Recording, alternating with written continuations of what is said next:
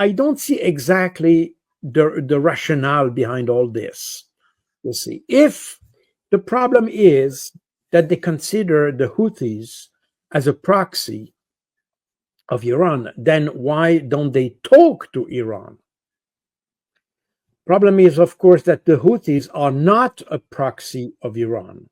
That's where, and we have exactly the same problem today for the Ukrainian conflict as we have for the Middle East conflict. And when I say Middle East, it's obviously what's happening in Palestine, but also what regards the relationship between the US and Iran.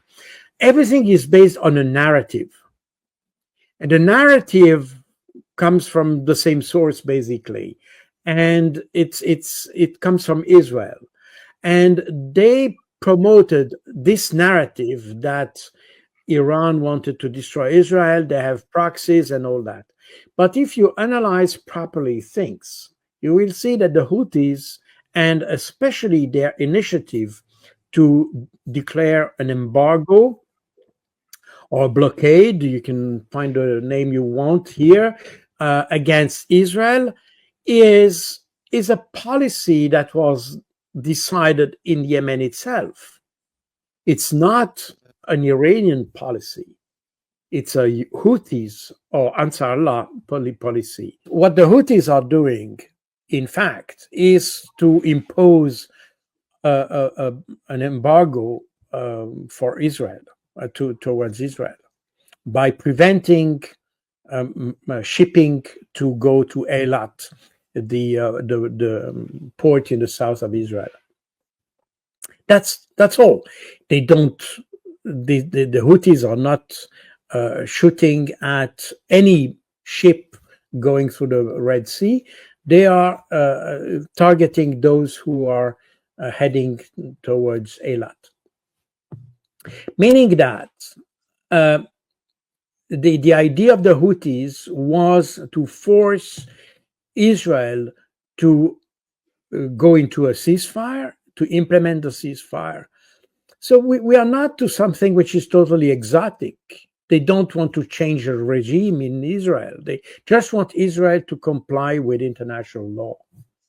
Would the West do the same from a diplomatic point of view, I'm afraid, through diplomatic channel, through dialogue and negotiation? Then the Houthis would not need to do that. But they feel they are obliged to do that because nobody does what it was supposed to do. And that, the Hezbollah was the same, by the way. So we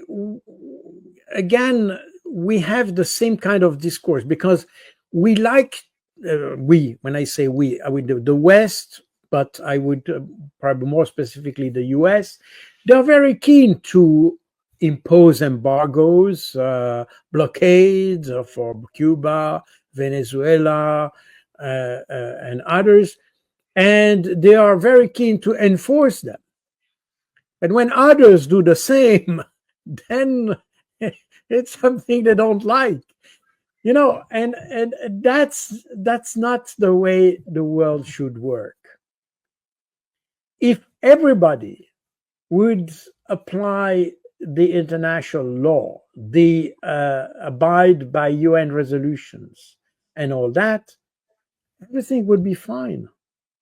And again, we are back to the same problem. We have only a few rogue countries who refuse to abide by UN resolutions, who question the legitimacy of those resolutions, and therefore don't want to apply those resolutions.